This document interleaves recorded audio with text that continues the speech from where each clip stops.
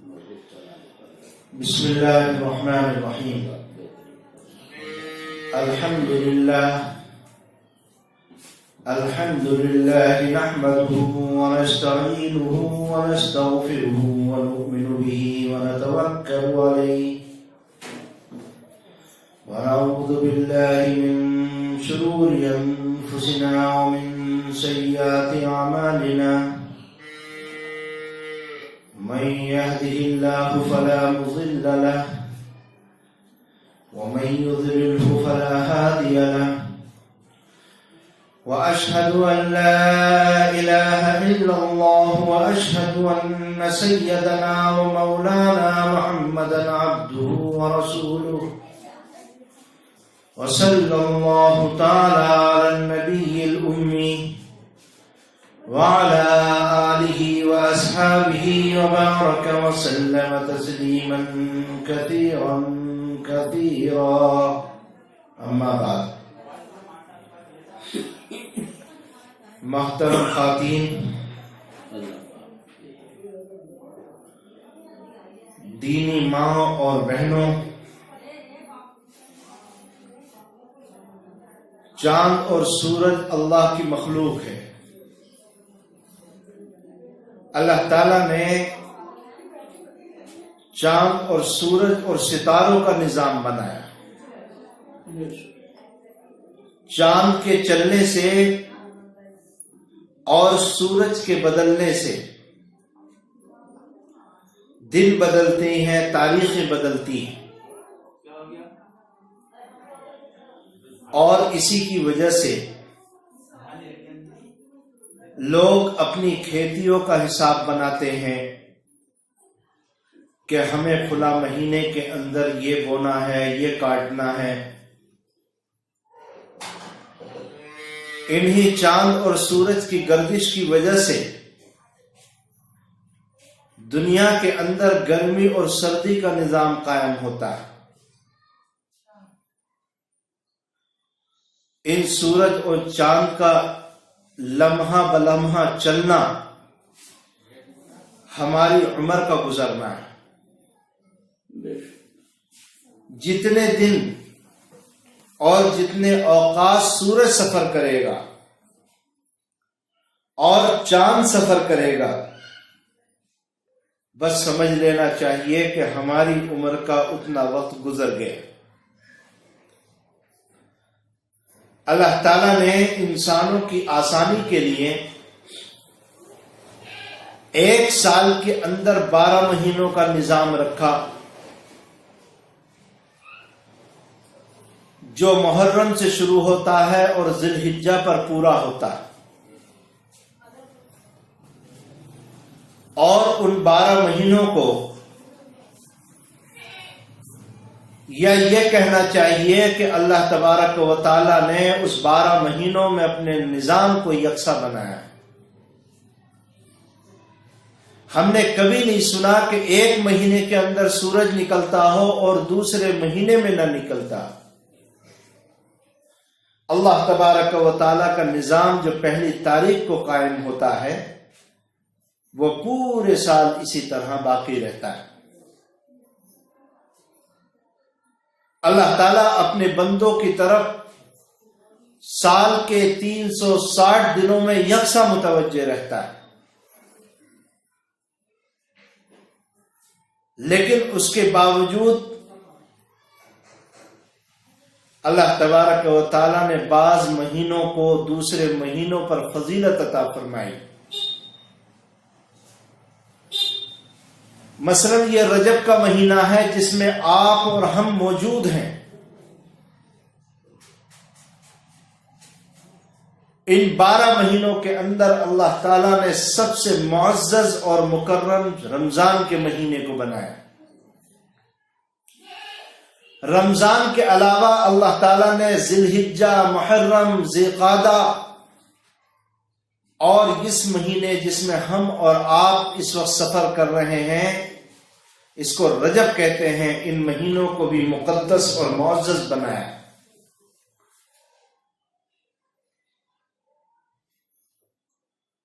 میری ماں و بہنوں، 4 مہینے ایسے ہیں ایک تو ذی قعدہ کا مہینہ جو بقرعید کے مہینے سے پہلے آتا ہے، اور دوسرا ذی الحجہ کا مہینہ، اور تیسرا محرم کا مہینہ، اور چوتھا یہ مہینہ جس میں ہم اور آپ ہیں اس کو رجب کہتے ہیں۔ اللہ تعالیٰ نے ان چاروں مہینوں کو اشہر حرم فرمایا ہے، حرمت والے مہینے، عزت والے مہینے۔ بلکہ نبی کریم علیہ السلام کے ابتدائی دور کے اندر تو ان مہینوں کی اتنی اہمیت تھی، دو کام ان چار مہینوں سے متعلق ہیں۔ ایک کام تو یہ متعلق تھا کہ ان چار مہینوں کے اندر دشمن سے جنگ نہیں ہوگی۔ ذی قعدہ کے مہینے میں، ذی الحجہ اور محرم کے مہینے میں، اور اس رجب کے مہینے میں اگر دشمن حملہ بھی کر دیتا تو اس کے حملے کا جواب نہیں دیا جاتا تھا۔ اللہ تعالیٰ نے منع فرما دیا کہ ان چاروں مہینوں میں تمہیں کسی سے جنگ نہیں لڑنا۔ لیکن بعد میں اللہ تعالیٰ نے اس حکم کو واپس لے لیا اور فرمایا کہ اگر ان چاروں مہینوں میں دشمن تمہارے اوپر حملہ کر دے تو تمہیں دشمن کا جواب دینے کی اجازت ہے، لیکن اپنی طرف سے جنگ میں پہل نہ کی جائے۔ اور دوسرا حکم ان چار مہینوں سے متعلق یہ تھا کہ ان چاروں مہینوں میں جو اعمال کیے جائیں ان کا ثواب بڑھا دیا جاتا ہے، اور اگر ان چار مہینوں میں گناہ کیے جائیں تو اس کے عذاب کو بھی بڑھا دیا جاتا ہے۔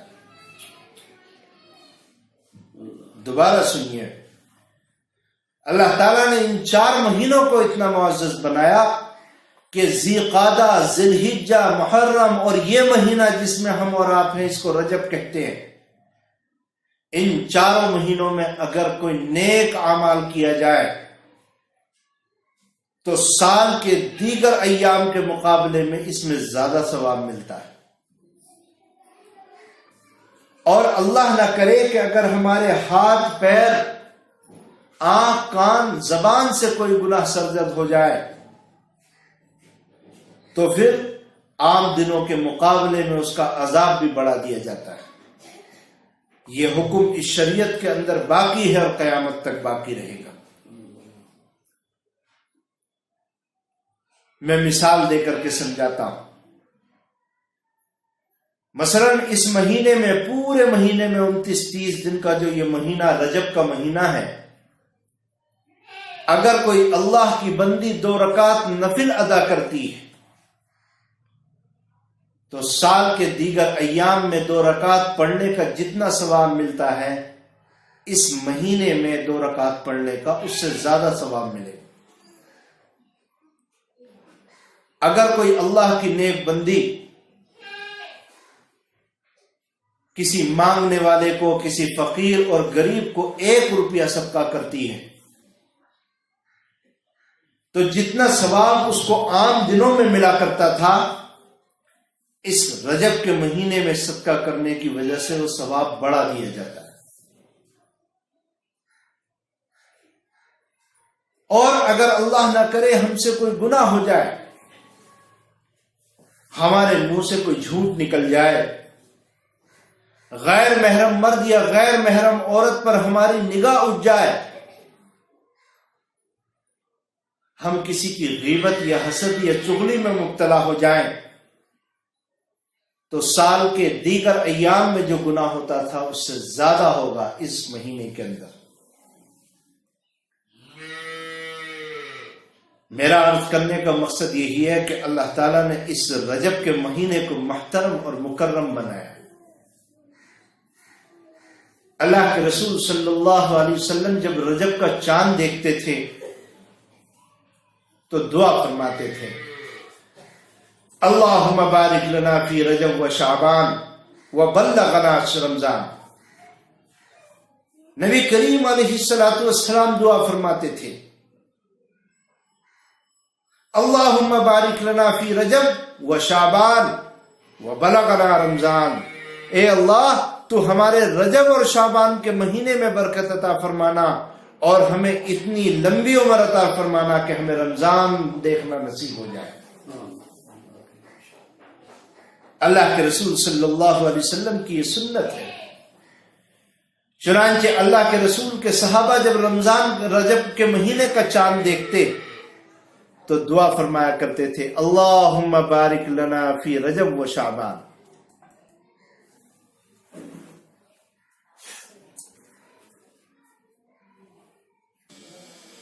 اللہ کے رسول صلی اللہ علیہ وسلم اور صحابہ دعا فرماتے تھے، اللہم بارک لنا فی رجب و شعبان وبلغنا رمضان۔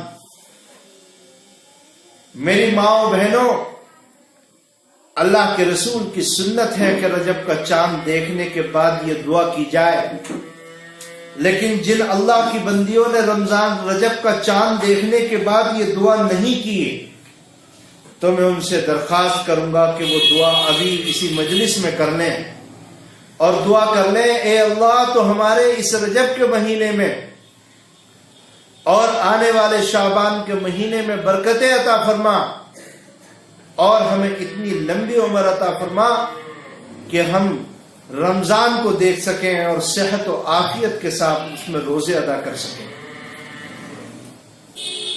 اس دعا سے یہ معلوم ہوئی کہ اب یہ بات معلوم ہوئی کہ نبی کریم علیہ الصلوۃ والسلام کی نظر میں رجب کی بہت اہمیت تھی۔ میری ماؤں بہنوں، اس مہینے کے اندر راج قول کے مطابق ایک واقعہ پیش آیا جس کو ہم معراج کا واقعہ کہتے ہیں۔ نبی کریم علیہ الصلوۃ والسلام کی سیرت میں اس سے اہم واقعہ کوئی دوسرا نہیں ہے۔ اللہ کے رسول صلی اللہ علیہ وسلم کے معجزات میں سے سیرت کا واقعہ ایک معجزہ ہے۔ اللہ کے رسول صلی اللہ علیہ وسلم مکہ مکرمہ میں تھے اور اپنی چچا زاد بہن ام ہانی کے مکان میں سوئے ہوئے تھے۔ یہ رات کا واقعہ، اللہ تعالیٰ کے فرشتے حضرت جبرائیل علیہ السلام تشریف لائے اور آپ نے نبی کریم علیہ السلام کو جگایا۔ جگانے کے بعد وہ اللہ کے رسول کو اٹھا کر مسجد حرام میں لے کر کے آئے۔ جو عورتیں حج اور عمرے کی سعادت حاصل کر چکی ہیں ان کو یہ بات معلوم ہوگی کہ بیت اللہ کے قریب، دیوار کے قریب ایک چھوٹی چھوٹی چہار دیواری کھینچی ہوئی ہے، اس کو حتیم کہتے ہیں۔ حضرت جبرائیل علیہ السلام نبی کریم علیہ السلام کو اٹھا کر اس حتیم میں لے کر کے آئے۔ وہاں لانے کے بعد میں نبی کریم علیہ السلام کے سینے کو کھولا گیا، جیسے ایک آپریشن کرنے والا ڈاکٹر کسی انسان کے سینے کو یا اس کے پیٹ کو کھول دیتا ہے، اور اس میں سے اللہ کے نبی صلی اللہ علیہ وسلم کا دل نکالا گیا۔ اس دل کو ایک سونے کے تشت میں رکھا گیا اور مسجد حرام کے اندر ہی نبی کریم علیہ السلام کے دل کو زمزم کے پانی سے دھویا گیا اور اللہ کی جانب سے اس دل کے اندر علم و حکمت بھری گئی۔ اس کے بعد میں اس دل کو نبی کریم علیہ السلام کے سینے میں واپس رکھ دیا گیا۔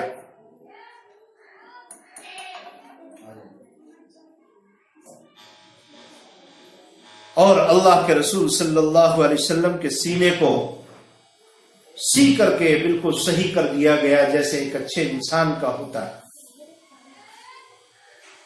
اس کے بعد میں آقا مدنی نبی کریم علیہ السلام فرماتے ہیں کہ ایک براق لایا گیا، ایک جانور جو دیکھنے کے اندر اپنی جسامت کے اندر گدھے سے بڑا اور کھچر سے چھوٹا ہوتا ہے۔ وہ آسمان کا، جنت کا جانور ہے، اس کو براق کہا جاتا ہے۔ اس کی رفتار کے بارے میں نبی کریم علیہ السلام نے فرمایا کہ اس کی رفتار کا عالم یہ تھا کہ ایک انسان کی نگاہ جتنی دور جا سکتی ہے اس کا پہلا پیر وہاں پڑتا تھا۔ اور ایک انسان کی نگاہ جتنی دور جا سکتی ہے اس کا دوسرا پیر وہاں پڑتا تھا۔ حضرت جبرائیل علیہ السلام نے نبی کریم علیہ السلام کو اپنے ساتھ براق پر بٹھایا اور اس کو چلنے کا حکم فرمایا۔ چند لمحوں کے اندر اور تھوڑی دیر کے اندر وہ براق جانور ملک شام پہنچ گیا۔